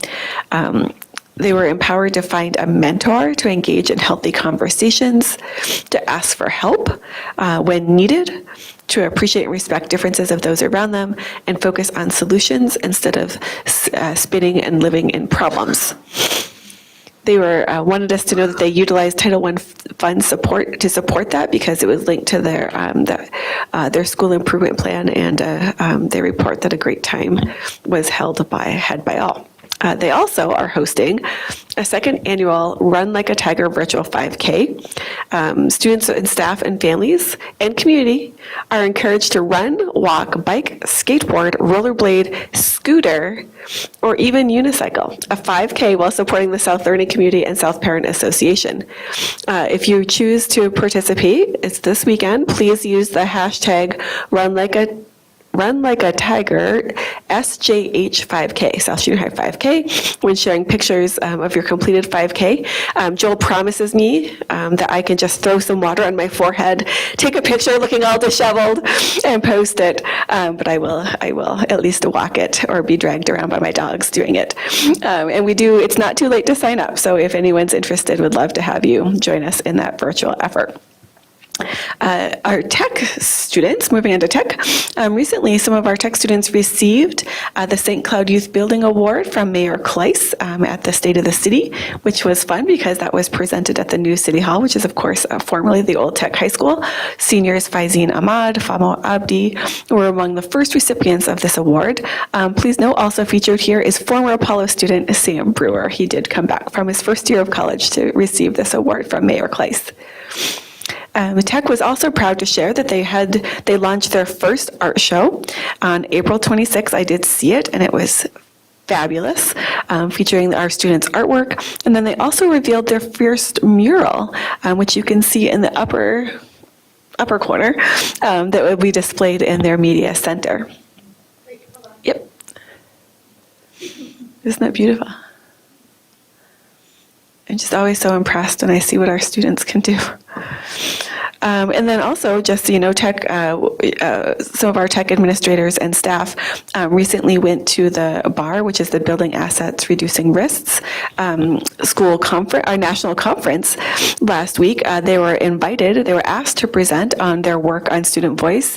And I would be remiss if I did not note that, unbeknownst to any of us, at the conference, somebody else, unrelated to St. Cloud, talked about our work on Somali world language and heritage courses. So kudos to that team whose work is being referenced nationally. And also kudos to that tech team. And finally, this is a week, or the next 10 days are filled with celebrations. We did just pass National Principals Appreciation Week, National School Lunch Hero Week. A day is this week. National Nurses Appreciation, School Nurses Appreciation is next week. And then all week this week is Teacher Appreciation Week. As you saw in the previous slides, all of our students benefit from the extraordinary teachers we have working with us here in St. Cloud area schools, and we want to take a moment to express our heartfelt gratitude to our teachers on behalf of, I happen to be speaking it, but of course on behalf of our entire team, we want to say to our teachers, we appreciate you, we value your impact on so many lives, and we see every day how much you care for our students, our families, and one another, and we say thank you. And just as a setup, you'll hear some messages, and these are from live phone calls that came in from the community and from children too.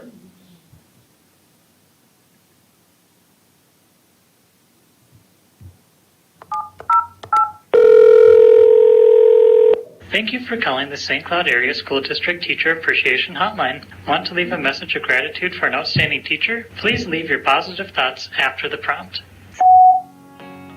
Hi, this is a message for Oscar Martinez. Yes, I'd like to send appreciation to Melissa Miller. Hi, this message is for Mrs. Bueller. Hi, thank you for changing our lives by teaching us. Thank you for making learning fun. This is from Zachary in second grade. Thank you, Cuddly Teacher. Hey, Mr. Ray, I just want to say Happy Teacher Appreciation Day. I just want to send this message and saying thank you for teaching me perimeter. I didn't know that much about perimeter, and you are a great teacher. You help us be kind and learn stuff. So thank you. Wait, tell me your name. I'm Nora. Nora. Hello, Miss Sebo. This is Alexis Cantrell's mom. I was just calling to let you know that I appreciate how attentive you are to Cantrell. He's always excited to learn something new every day. We appreciate you and love you. Thank you, Miss Sebo. Thank you for teaching me math and Spanish, Profe Nelson. Thank you. Hola, Profe Nelson. Este es Emily Elias. Gracias por tu ayuda. Hi, I'm calling about Miss Hay. My son's in her class, and she's worked really closely with him all year, and she actually brought up that he has some traits of autism. Because of her, we got through the testing, and he was diagnosed with autism. I'm very grateful she brought that up and worked so closely with him. So I just wanted to say thank you, and I'm very grateful that my son had her as a teacher. Hi, Ms. Burgos. I just wanted to say I really like how you teach me, and you're a very nice teacher. I like coming to school every day because of you, and I like being in first grade with you. Hi, I just wanted to say that my daughter is a junior at Tech, and she has had a phenomenal year this year. And I want to thank all of her teachers. She has needed special accommodations this year. All of her teachers have done a phenomenal job of keeping her up, keeping her on track. She has had just a wonderful year, and I can't thank all of you teachers and counselors enough. Thank you so much. You are the best teacher in the world, Miss Scott. I love you. I love you, Miss Tammy. I love you, Miss Julie. I love you, Miss Cap. I love you, Miss Angela. Thank you for being my teacher. I love you, teacher.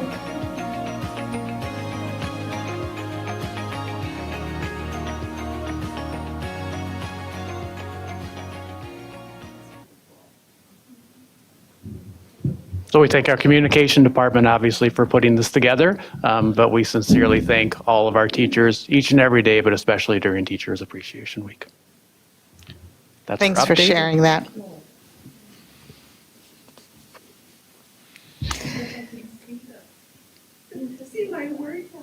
Yeah. Okay, next up, proposed revised board policy 506, first reading is student discipline, presented by Carol Potter, Executive Director of Student Services and Special Education.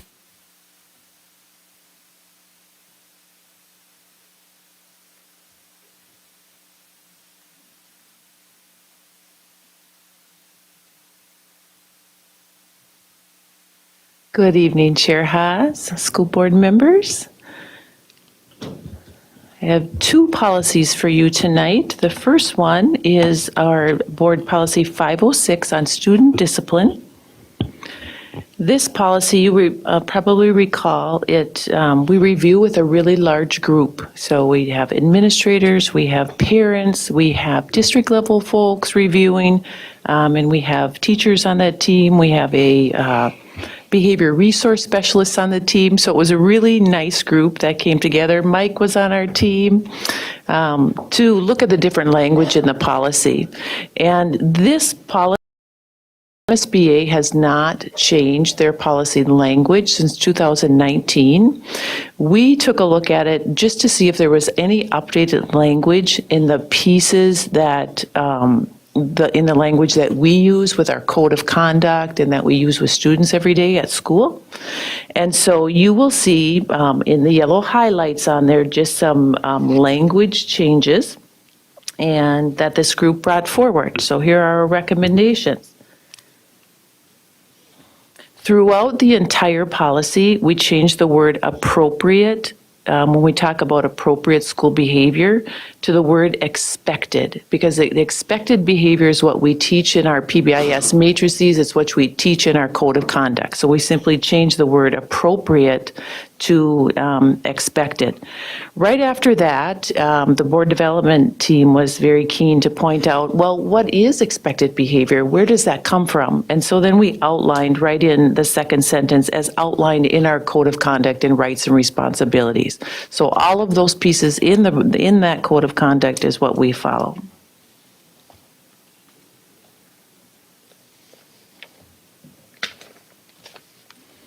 Okay, so more change of expected instead of appropriate, more expected. And then the other component of the vocabulary pieces that the team felt really strongly about is that instead of the word parents/guardians, they wanted that replaced with the term legal guardians, because not all of our students have parent, but they have a legal guardian that represents them.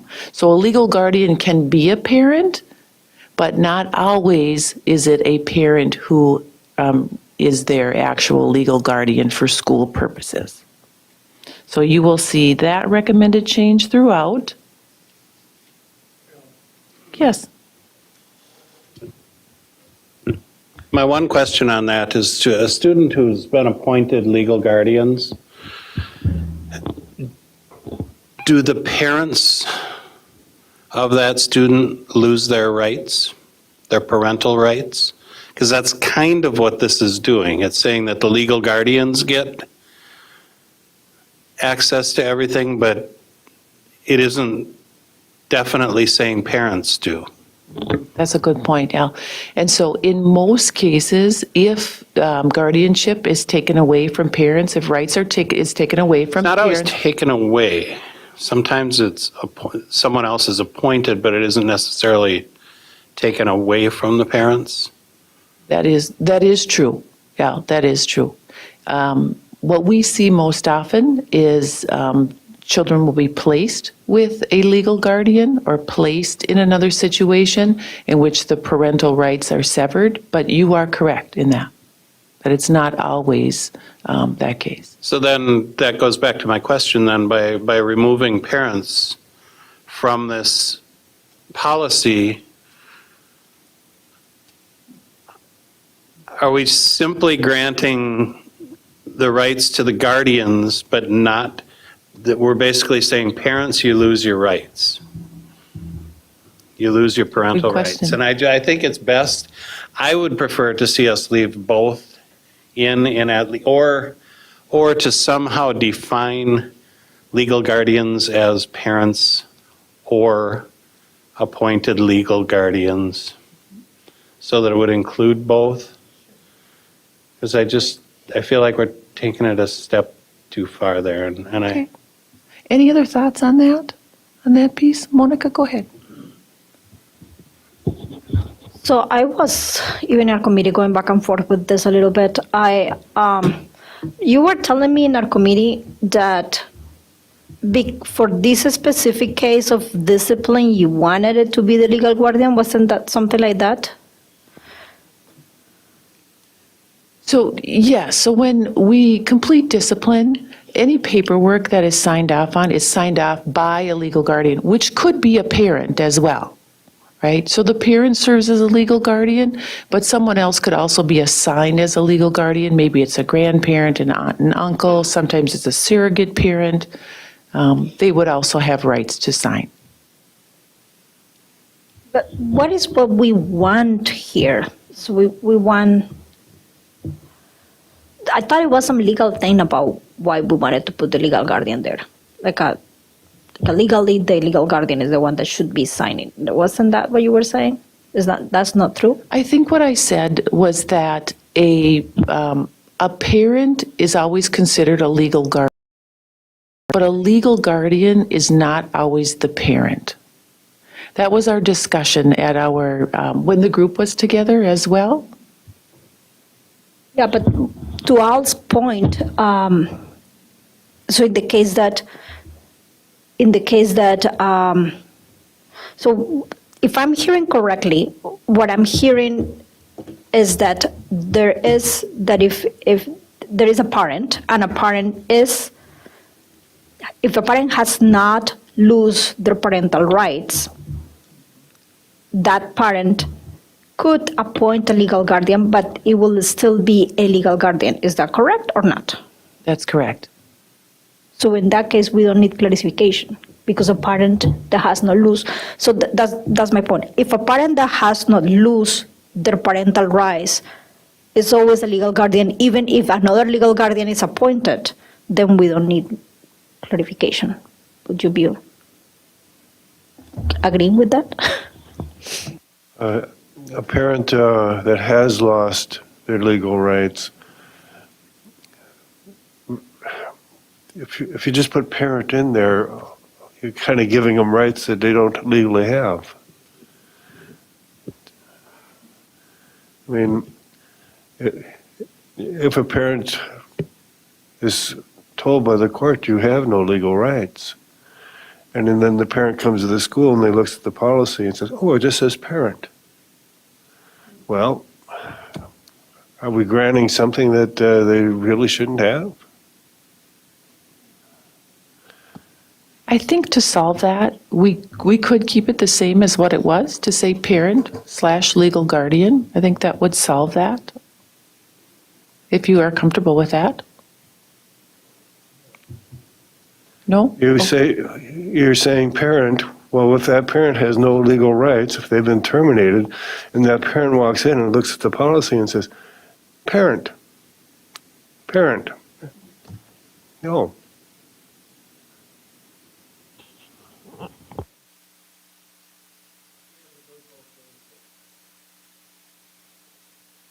If you are a parent, you still have parental rights.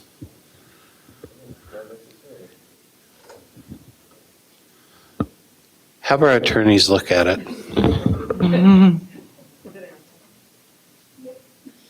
Sounds good.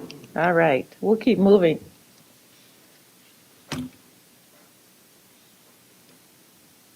Okay, on page 2 then, we are looking at the word, we just changed the word in letter A to say when learning is, so learning is not interrupted instead of disturbed.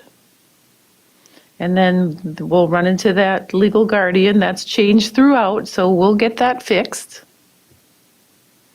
Letter C, every school employee is expected to demonstrate professional standards of behavior instead of high standards of behavior.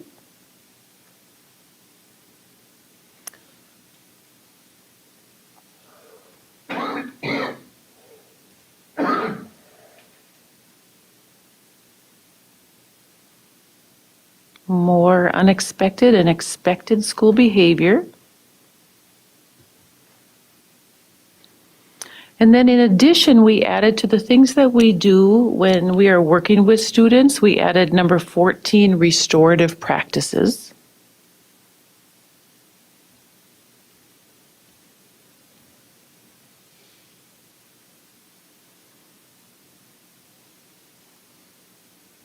And this one, well, I need your help on even more. So letter F. We're talking about the confiscation of an item of paraphernalia that is taken from a student. And so what this was saying before is that we were going to give the item back to the student following an investigation. And instead, what we said, we are going to dispose of the item if it's not claimed by the end of the school year. Because what happens now is administrators collect a drawer full of different things that they have collected from students. And most of the time, we are not interested in having them given back to them. But at the end of the year, if they don't claim them, then we will dispose of them.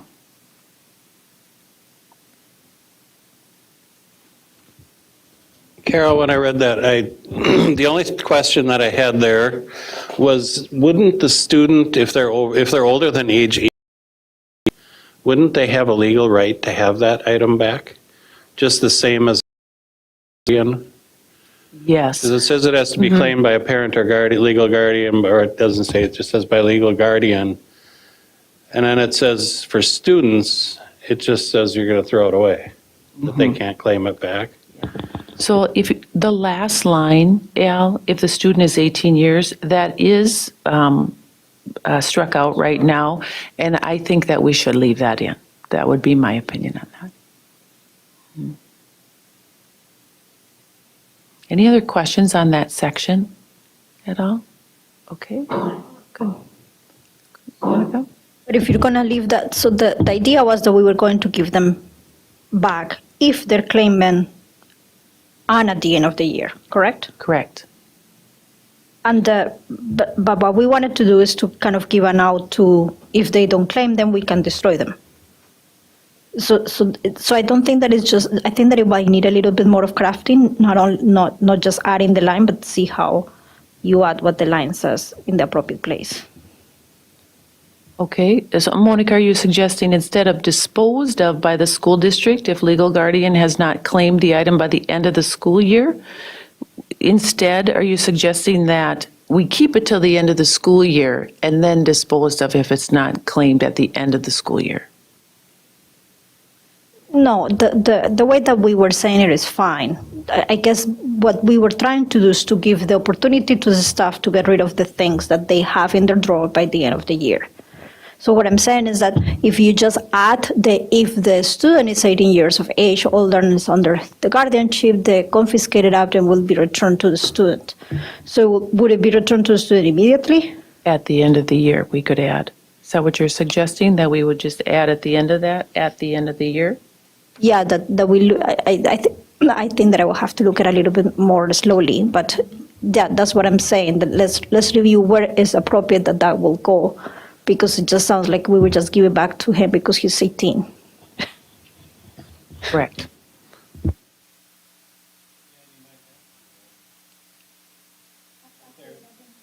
If they're 18, you may have to give it back to them if it's their property. So I think, again, I'd maybe, since we're talking to an attorney anyway, I'd maybe have them write that so that it covers all bases. It just seems to me like holding the property of someone over the age of 18 when we're not entitled to it is going to be a problem. And so it should be written in a way that's legal and. Sure. I like that idea, Al. Thank you. I like that. Okay, in letter G then, we just updated the link to our code of conduct.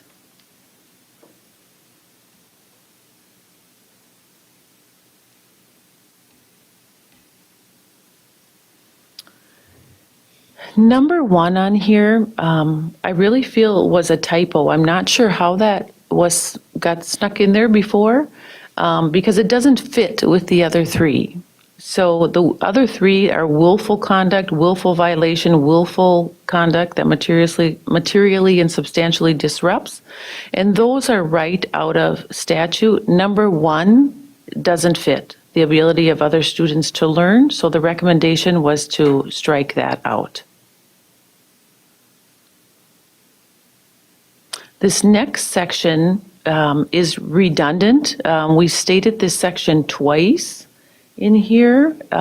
Such removal shall be for at least 1 activity period or class period of instruction for a given course of study and shall not exceed 5 such periods. And we also said that right up here in removal from class and removal. We said the exact same thing, so we don't need to say it twice, so we're taking that out of there. And letter C, when students with an individual educational program, IEP, or Section 504 plan, instead of the recommendation is to state it that way instead of saying a student with a disability.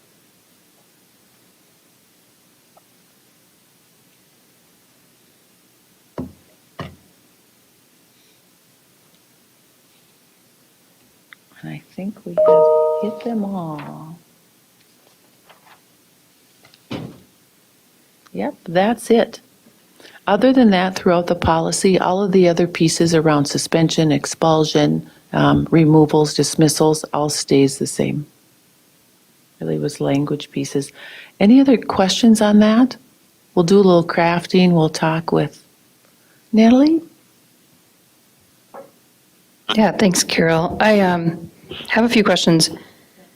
In the first paragraph, I liked what you changed it to match exactly what our code of conduct, rights and responsibilities are.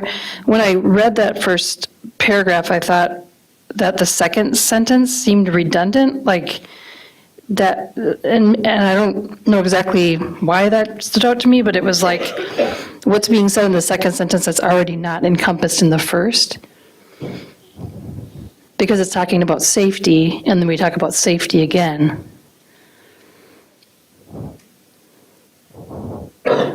So what I'm just suggesting is that our code of conduct is comprehensive.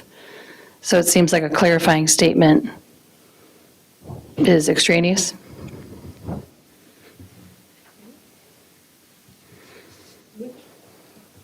Which sentence are you referring to that you think is somewhat redundant? Is that But what it you're is saying? also the intention of this policy. Because we talk about here a safe and caring learning community, which is in our, The last sentence. that's our language as a district, but the last sentence is kind of just like, oh, because we said sustaining is safe, and then we see ensure is safe, but it's kind of the same thing. But the first sentence speaks to us specifically, and the second one just seems kind of like an addition. Any other thoughts on that? Well, part of the second sentence isn't included in there. Maybe you could end that sentence after responsibilities, put a period, and then combine the second half of the first sentence with the second sentence. Some of it's redundant, but Appears to me that the first sentence was written in relationship to students and the learning community, and the second one was addressing staff. I'm not saying that it's correct. Yeah. I'm saying that it's, Yeah. that seems to be why there's two sentences. It One is does just- say, in the last sentence, it does say, to ensure a safe and orderly learning environment for all students and a safe working environment for staff. So it does mention both there. It just seems like that's what our code of conduct is about, is a safe and orderly learning environment for students and staff. And learning community is everybody. Natalie, are you suggesting just take off that last sentence starting with it? It is also the intention? That's what I was thinking. I'm not married to it, but Thinking back to the days when this policy was created, I know there was a lot of concern at the time, real high concern for the safety of staff. There was a lot of turmoil in the district, and I would guess that part of it was in the rewriting of the policy. This would have been back, 10, 12 years ago. There was a wish to make it very apparent that this applied to the safety of staff, to have a safe working environment, and especially paras and things, and that we were addressing that. So I know that things were put in specifically with that intention. And my guess is that was one of those lines. It could have been. It very could have been. Very well, could have been. But I'm not saying that it's, you could probably rewrite that first paragraph to be inclusive of both students and staff, in a one single Sure. sentence structure paragraph. I think that sounds like a great idea. That was my concern is I always want to, you guys work so hard on the code of conduct and the rights and responsibilities, and that's what everybody follows. So I always want that to be, this is what we're doing together, and not make it be, and also is this and this and this, just so we always point back to that. Yeah, I was just going to point out that when we read it in our committee, before we were doing this review, the code of conduct was not part of that paragraph. Right. So I think that's why, I see your point, Natalie, and I think that, now that it's included in the paragraph is just now becomes that, okay, the other part is also not necessary because that encompasses everything, unless we want to say that as stated in the code of conduct or something like that. And then just put the whole code of conduct right there. No. How about if I rework that a little bit and we can, then we You can can't send talk that one to the about it lawyer. too. Sorry. I just Thanks, Carol. On page 2, it is number 3, letter D, the second sentence. It's talking about discipline data and that we assure that responses to student behavior do not show evidence of bias or discriminatory behavior. My question is about the second sentence. It says, statistical data alone will not establish bias or discrimination.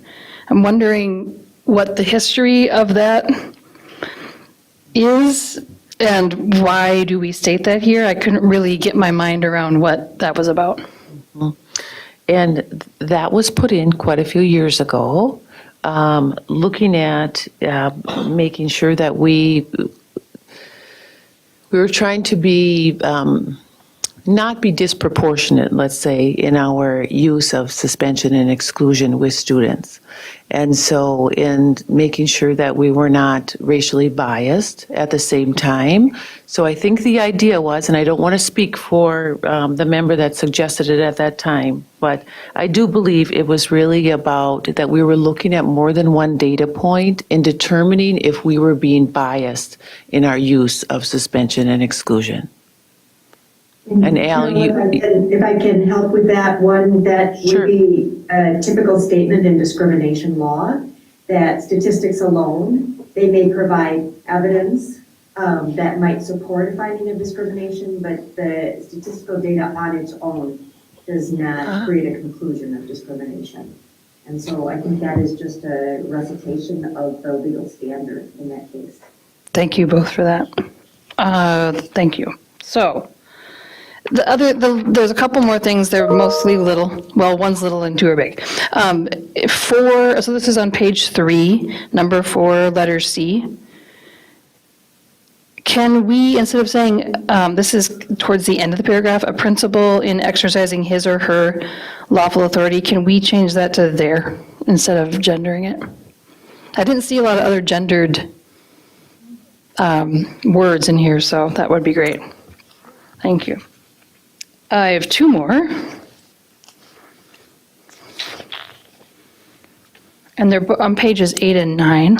okay. So this, I kind of took a really hard look at this because of the work that my committee has been doing around suspensions and, not me, but like what we've been looking at. What I'm talking about here is the number 7, letter B, when we're talking about the violations that lead to suspension based on severity. What I've seen or heard, I think, is that we're really only doing number 3. We might need to pull that up so folks can see it. Sorry about that. Because of the hard work that Dr. Putnam and her team have been doing on really looking at, like, only the most severe cases are suspended. When it says here that we may suspend based on a willful violation of any reasonable school board regulation, that seems to be the old way we were thinking on it. It seems to be like now what I'm hearing is that number 3, which says willful conduct that endangers the student or other students, or surrounding persons, employees, property of the school, that's the way we're suspending for that, and mostly, I don't know if it's that alone, or like that's what, kind of more of what the bar is? Natalie, that's a really good point, and you are accurate in saying that we've really been focusing on alternatives to suspension and really only trying to do an out-of-school suspension for reasons of safety. Right. Okay?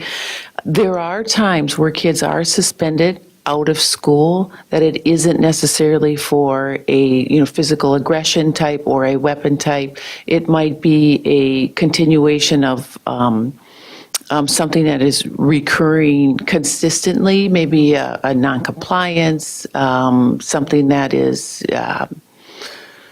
Lori, what would be a good example of something that is, if it's a repeated offense, and it might be a lower level offense, but it is a consistent repeated offense.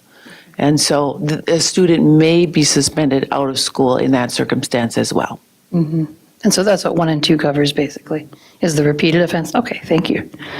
Lastly is on page 9, and this is letter D, number 4. This is talking about what we do when we suspend a kid, that we will implement our alternative educational services when the suspension exceeds 5 consecutive school days. What I just thought about there is, now that everybody has a one-to-one device, what are we doing for kids for day 1 through 4? Excellent question. Again, Natalie, you have read this in depth. Yes, Thank I you. have. I promise this is the last one. Thank you. No, this is good. And so 4 days 1 through 4. So as soon as we can provide kids access, they can have access if they are on a device. However, we don't guarantee that they're going to have access right away. It is upon day 6. So the first 5 days of suspension, we're not required to provide alternative education, but upon day 6, we are required to make sure that we have something in place, whether that be physical books, physical homework, or whether that be online as well, to give them access. And online can include access to Schoology and the homework, the classes that are in Schoology. So really, it's about providing kids with that component of the homework, the study piece that takes place. They don't have to be connected directly to live instruction. Well, so this is about live instruction versus days 1 through 5. They could get on Schoology if they have the ability to do that. They could get on Schoology days 1 through 5, but the requirement for us to be providing the education starts at day 6. And that does not include live at that point either. So days 1 and beyond, it might all look the same essentially, but when we get to day 6, that's our requirement that we have to have kids connected. So we would have, if we're going to say that their homework is going to be provided to them through Schoology, we have to make sure that they have a device at home. If we say that we're going to be providing them with their literature textbook and the assignments that go with that, then we have to make sure that they have that in their hands on day 6. I guess I don't understand why we wouldn't do that on day 1. I mean, I know legally we don't have to, but it just seems like for kids that would be suspended, they may be the kids already that are behind, and if we wait for those legal 5 days it seems like before we had that one-to-one, device throughout our district, that this which may not be possible, but it seems like it's possible now for us to have that in place ASAP. I would agree, and sorry, Scott? In most circumstances, I would say that does happen, Natalie. That does happen. That's the only answer I'm looking for. That seems like us. Yes. So this is legally what we have to do? Correct. But thank you. Yep. Say that again, Monica, please. I'm just saying that's what we do. Great. So why wouldn't we want to have it in the policy? Is it in procedure someplace? I don't believe that we have that as part of our code of conduct. I think it's part of the work that we do every day, and making sure kids have access to what they need. But it is a requirement by statute that upon day 6, like I said, that they would have their assignments and things ready for them. I think what I'm asking is what Monica's asking as well, like, can we do better than that, even in policy? Like, just because this is what we follow, and if, sustainability-wise, if we make sure that we're consistently doing that because it's in policy, that would be great. And you might not have the answer right now. Maybe you have to go and talk with your team about it or something, but just so it doesn't look like we're leaving kids out in the cold for 5 days, because I know that's not us. What were you going to say, Lori? The only thing I was going to add is that I would say for the 99% of the time when our students are suspended, they have immediate access. Now that we are doing one-to-ones. If we look at the kinds of descriptions about alternative educational services, looking at modified curriculum, modified instruction, so thinking about if a student has an IEP or a 504, I am imagining worst case scenario because we've lived it, right? During the incident at Tech several years ago, it would have been nigh unto impossible on day 1 to have all of those things ready to go. Right. For that amount of students, right? And I don't love to live in worst case scenario. I like to live at 99% of the time, but I think the policy is there following state so that in the worst case scenario, we aren't now in violation of policy come Tuesday morning if it happened Monday afternoon. Our teachers we live in Schoology, right? Like that, if you've got kids, or if you're especially after being in the pandemic, that all of our learning and teaching is happening there. So our students are having access. So that's what I was going to offer, is that if we change that, we could be putting ourselves into a tricky situation. Well, and I don't think that we should change it to like on day 1, we will, but instead to just be able to say something more vague than that, like days 1 through 5, this is what we're doing. Natalie, I don't know if this would help when we do a notice of suspension. Those notices of suspensions come to us 3 each evening. But the last 2 pages of that notice of suspension is a worksheet that the principals work out and they fill out. And one of the things we talk about on that worksheet that our principals are responsible for is it talks about alternative educational services provided by the school that we're assigning homework to and collect from the students if suspended 3 or more days. So we're already starting to think even prior to that 5 days. While it's not spoken in policy, in terms of how we're working with our principals and with our kids, we know that if we're starting to exceed that 1 or 2 day mark, that we have to start getting our teachers prepared and making those extra efforts to have some of those things. That part has been in there for a long time. So I think you're alluding to one-to-one technology, brings up some thoughts, but as a matter of practice, we've always tried to get to our kids who have longer durations of suspensions, even before day. Yeah, and so it's our hope that we get to them by day 3, but, the In the old statute days, says this. it was preparing homework for kids to come and pick up, and now our lives are different. Right. I like the idea of looking at that and maybe reworking our working procedure is what Mike's referring to. And so our checklist for suspensions and expulsions. So I like that idea. And I would just add, from a legal standpoint, that you don't want to have your policy setting a standard that is higher than the statutory standard, because we could inadvertently create new liabilities for ourselves through the policy in that case. So I think that's why lawyers would recommend, and I would as well, that the policy, in a case where we are have a statutory duty, that we have the policy consistent with the statutory duty, and then our practice, as others have described, can certainly try to exceed that bar. If a kid's in jail, the things can slow down with the criminal justice system just real quick. That's why we have community first.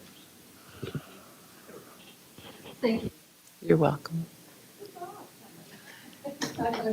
Okay, thank you. And one more, proposed revised board policy 516, first reading, student medication. Go ahead, Carol.